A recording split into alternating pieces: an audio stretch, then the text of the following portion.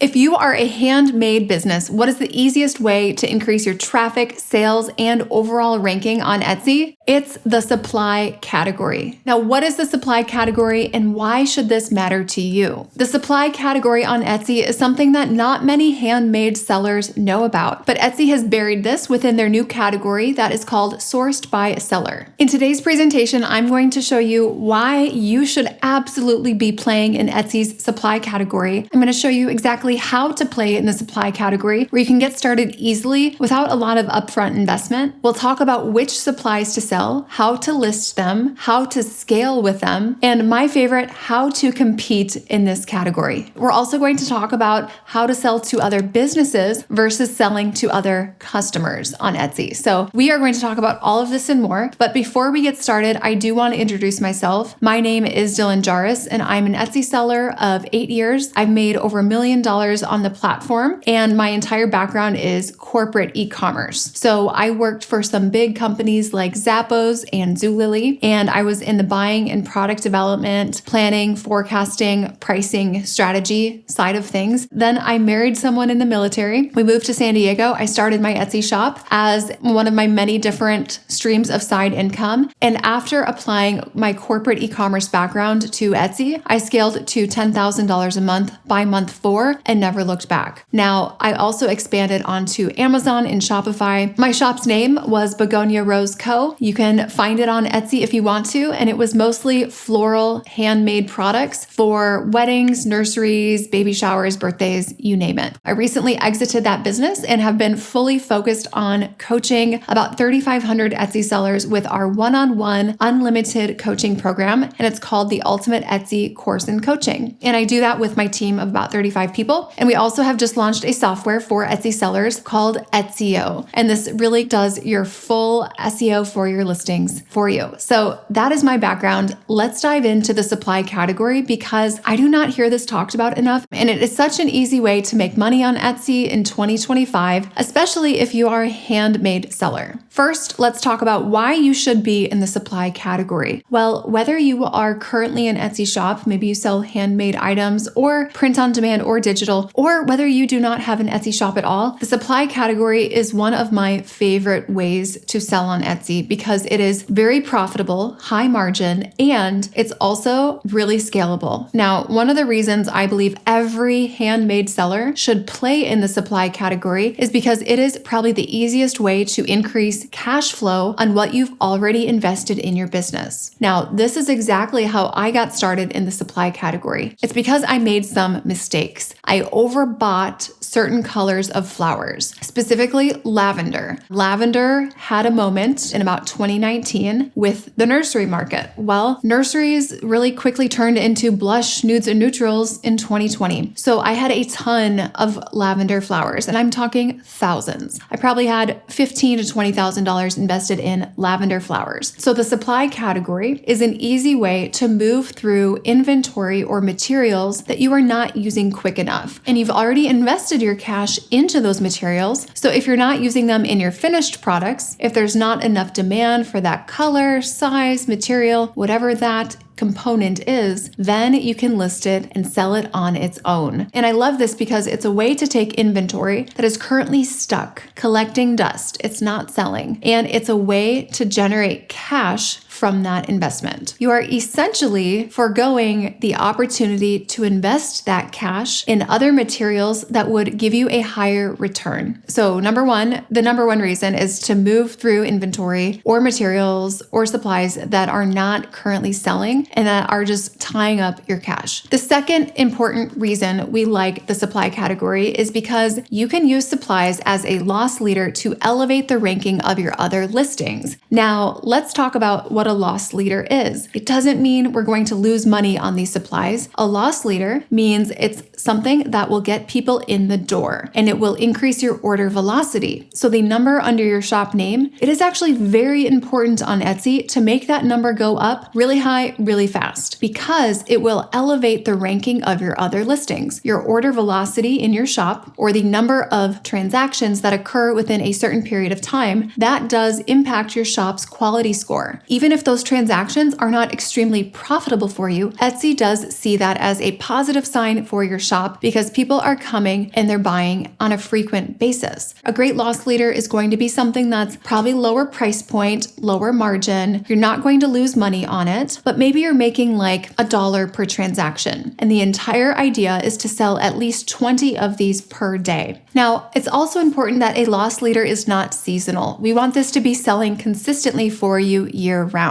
So a great loss leader in the supply category could be like the most popular charm that you use on your jewelry in your shop. Another great loss leader could be maybe the most popular type of bead that you use on your jewelry, the one that you know other people making jewelry would also appreciate and like to use. You notice I'm saying something that is popular. I would not use the ugliest colors as your loss leaders because the demand and the mass appeal might not be there. So I would definitely focus on loss leaders being within the supply category and things that do have mass appeal year round. Let's say in the floral space, a great loss leader could be sprigs of lamb's ear greenery, right? There's so many different purposes, utility for that. I could literally buy it, sell it at cost, and just move through my inventory faster. And it also allows me to really purchase that product at an economy of scale. So this means I can order much larger quantities, and oftentimes your suppliers will give you a better discount when you do purchase more. Another loss leader could be perhaps trim. Let's say you are a shop that sells wedding dresses or wedding hair accessories, and you work with a lot of beaded trim. Well, that beaded trim would be a great loss leader, and you're going to position it for many different types of customers. And I'll show you later on how to do that. But your most popular trim, you could sell that by itself. And I'm talking about like the beaded trim that you might use at the waist of a wedding dress, something like that. Now, the third reason why it's so helpful to have loss leaders in your shop is because it allows you to serve a different customer in the same shop that appreciates your shop's aesthetic. And this is a B2B customer. So oftentimes with handmade shops, unless you are doing wholesale, which you likely aren't doing through Etsy, you are probably serving your end user, the end customer in that shop, and they're probably purchasing from you directly. Well, the end user, maybe they're not wanting to DIY that wreath for the front door. They just want the wreath. If you start selling supplies in your shop, maybe the supplies that you use to make that wreath, the same customer is not going to purchase it, but you will get in front of a new customer. And this could be a DIY customer or maybe even another shop or boutique or handmade seller who wants access to those materials. Now, both of these customers, they both appreciate the same aesthetic. And that is how you can create a very cohesive look in your shop while serving multiple customers, because the style, the colors, the textures, it's literally the same, but you're able to serve two separate customers. And there's huge value in serving a B2B customer, so another business, instead of only focusing on the business to consumer customer. The B2B customer is great because they oftentimes find a vendor that works for them, that has great service, great quality product, and they will continue to shop with you. The lifetime value of a B2B customer can tend to be much higher and also provide much more frequent purchases than a B2C customer. Another thing with a B2B customer is sometimes if you have something very specific or unique that you can sell as a supply, they are a little bit less price sensitive because they know that you are the only place to get that specific color or size or shape of that supply. When they're shopping with you, it's a business decision. It's a business investment. These are not emotional decisions that they're making. And if you can have a competitive advantage, it's much easier for them to make an investment, even if the price increases a little bit. B2B customers are fantastic to work with. And suddenly your product, which might have been just a handmade finished product that an end consumer can enjoy, it's now a way for another business to make money. And I always recommend trying to sell things on Etsy that help people save time or make money. And this right here, selling supplies, is an instant way to have listings in your shop that help other people make money. So we've talked about why to do the supply category. Now let's talk about how. My favorite way to start in supplies is to stop and look around. Look at what you have. Start with what you have. You already have it, right? It's a sunk cost. Let's get the cash regenerated from it. And second, it's the easiest way to test things because what you have is likely what what you're using in your current handmade products. So use what you have. Maybe it's the materials that go into the core products that you currently sell. Maybe it's materials from a product that you tested that no one really wanted, and now you're stuck with all this random stuff that you have no idea what to do with. That has happened to me quite a few times where a product idea slightly flopped and I just resold the supplies at cost. So if you are looking around and you do not have supplies, then I recommend going the route of purchasing supplies. And the big principle that I want to teach you here is to break things apart into smaller quantities. So for me, one thing that I did was I purchased floral garlands, and it was from a supplier that was not online. It was actually a local supplier. Local suppliers are some of my favorite ways to source supplies because it gives you a competitive advantage. I have a whole training all about sourcing from local suppliers, but honestly, a lot of these local suppliers are not online, and they have partnerships with factories or manufacturers that are not selling on AliExpress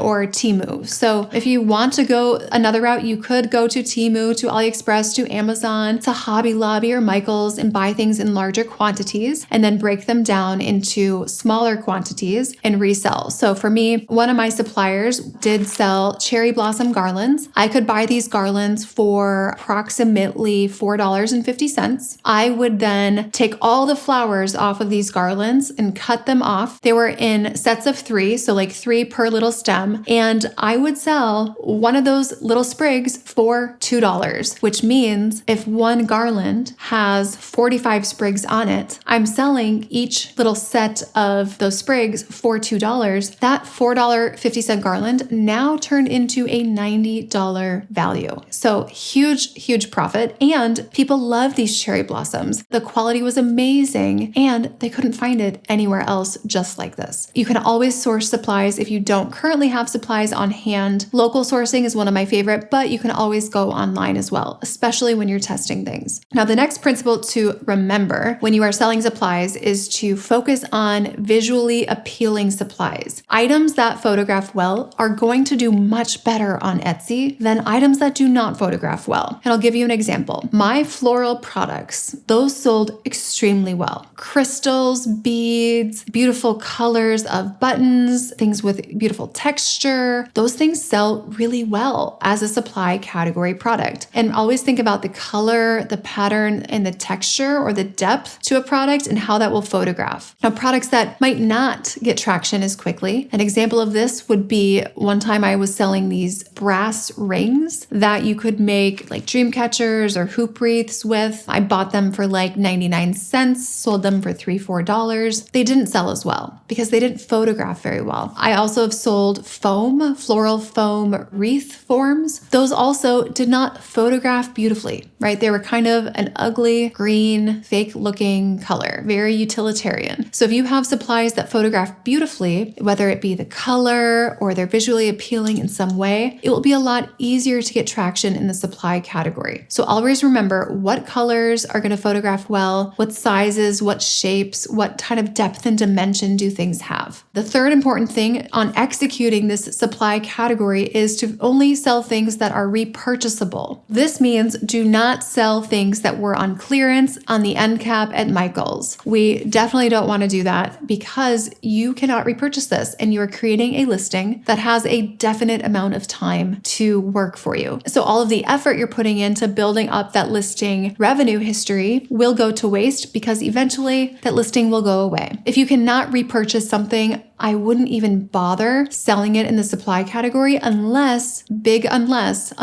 you already have that thing on hand and you need to regenerate cash flow from it. Now, there's other ways to do this without creating a dedicated listing for that supply category product, and that would be by burying the supply listing as a variation within another listing. So if there's products that you know you are not going to have again, you cannot repurchase it, you can bury that as a variation within another listing that can be repurchased. purchased. Now, the second step is actually listing these supplies. So I do recommend, if you are a handmade shop, putting them in your same Etsy shop. You do not need a separate shop for supplies unless you plan to have hundreds and hundreds and hundreds of supply listings. We want to have editorial vibes. We do not want Facebook Marketplace vibes with our photography. And also, it's incredibly important to remove unnecessary props because it really distracts from the materials that you're selling when you're including confusing other materials in the same photo. So editorial vibes all the way, a lot of strategic lighting, shadowing, the right color of backgrounds. We're not using a light box, please, please, please. It just can look really sterile, and artificial lighting can really alter the true colors of a product. And in the supply category, true color is incredibly important, especially if you're selling B2B to other businesses, because they have a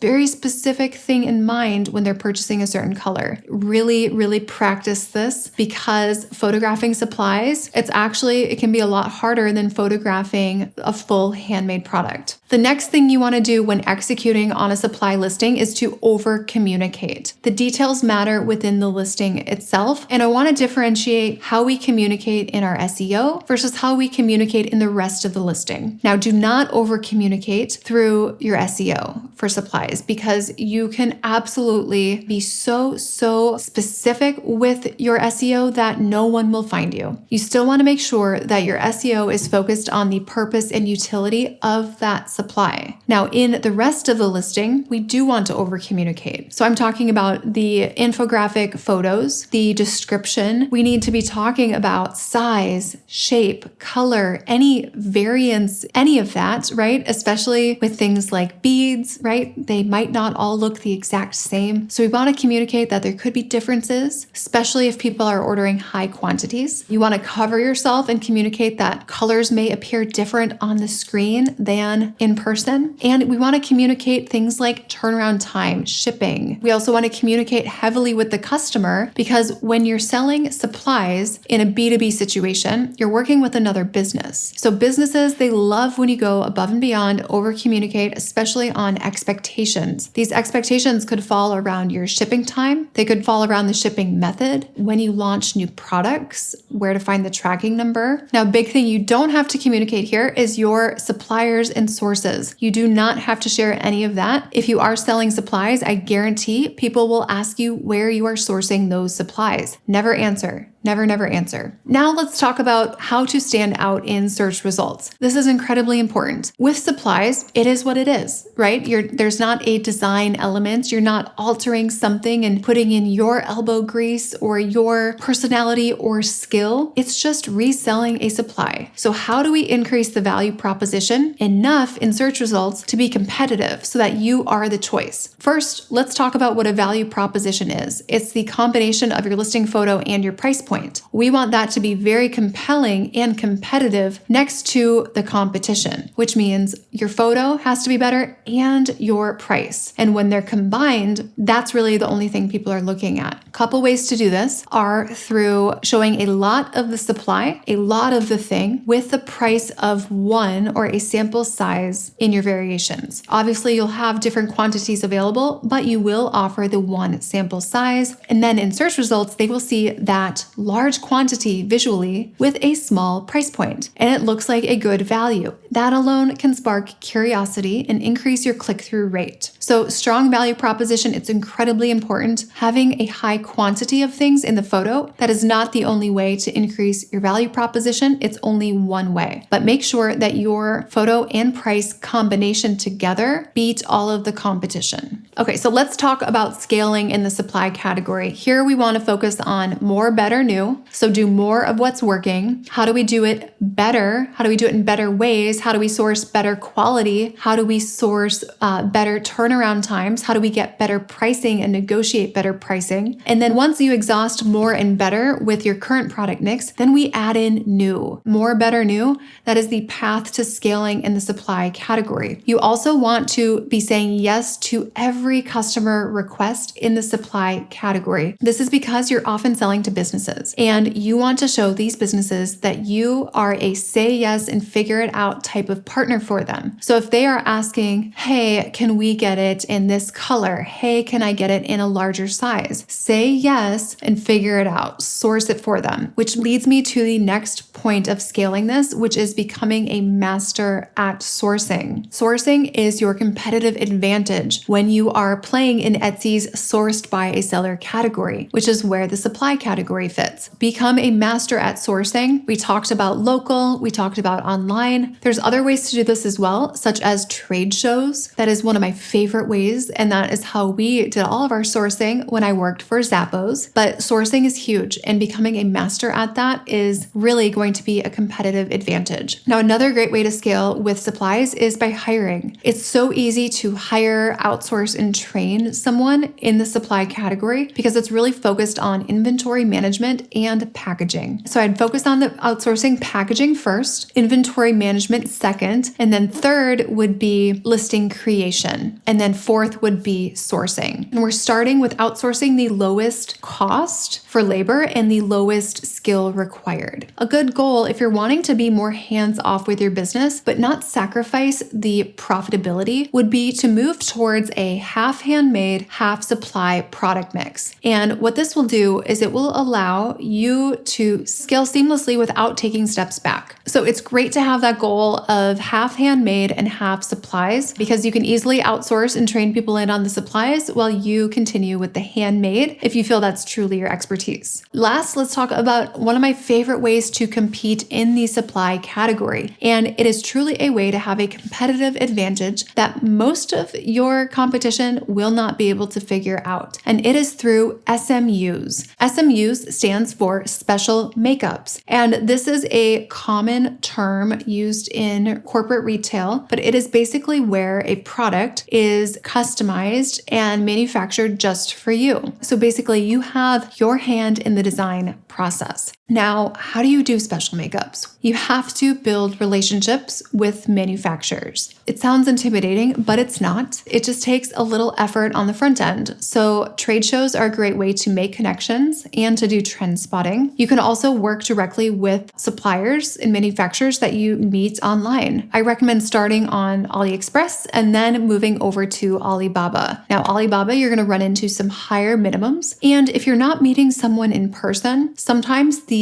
level of commitment on both sides isn't as strong. So it takes a little bit longer to establish that trust. Hence, they're often going to give you higher minimums if you do not have that personal connection. Now, we're going to wrap up with some frequently asked questions about supplies, and I'm going to show you how to acquire customers for supplies in your shop. So frequently asked questions: should I put different supplies in different shops or the same shop? I highly recommend putting them in the same shop if they have a similar aesthetic. So let's say you sell yarn and feathers. If it has a similar aesthetic, maybe it's a boho vibe or similar color scheme, sell it in the same shop. If it's very different, like we have primary colors for the feathers, and then we have all different neutrals for the yarn, separate shops. Now, I would not start a shop unless you knew you could have at least 20 listings in it. It's probably not going to be worth it otherwise. I would also consider how many listings you're going to end up with these different types of supplies. If you think you will end up with 500 to 1,000 listings of maybe two different types of supplies and they're two different types of customers, but maybe the colors are similar or the vibe is similar, I would probably end up with two shops. All right, let's talk about shipping supplies. Absolutely always do international shipping, and I do recommend having them pay for shipping on top of the price. And this is about 85% of the time, this would be the way to go. Now, you might think, why international? And I'll tell you this, I sold flowers in my shop, silk flowers, these burnt orange roses, they were $2.99. I paid 30 cents for them. I had someone in Germany pay the $2.99 plus over $20 in shipping to get this flower. Why would they do that? That's crazy, you might think. Well, when they have zero access to this, and when it's a local supplier for me, where that supplier, they're not selling online, the person in Germany, they have no other way to get this thing. And now I want to teach you how to acquire customers. It's very different with B2B because the strategies for acquiring a B2C customer, it will not work the same with supply supplies. Pinterest is still going to be huge, but I would say Facebook groups are more important. And direct outreach is also key. Fair could be a source of customers as well. And really, we want to focus on lifetime value of the customer in a new way. When you are going out to acquire new customers, you want to not just focus on the supply itself, but give them some inspiration at what that supply can offer as a solution. So show both the supply, the component, as well as examples of physical products made from this. And if you really want to go heavy in the supply route, I recommend getting into that tutorial game, the DIY game, really talking even more about business, handmade business growth strategies, talking to other business owners, creating content with your supplies that you know they would find value in. So if you want to get into the supply category now because maybe your hands are hurting, you are burned out on handmade products, this is such a profitable and scalable way to sell on Etsy. If you want to learn more about selling on Etsy, definitely download our free checklist. There are 16 steps to grow your Etsy shop on this checklist, and these are all critical steps to be successful. What to do with your photos, what you need to be doing with your competition, Facebook and Pinterest, what stats to look at. And if you have any questions about the supply category or about selling on Etsy, feel free to reach out to myself and my team. We currently help about 3,500 Etsy sellers with scaling their shops. And we're happy to talk with you more about your shop and your goals.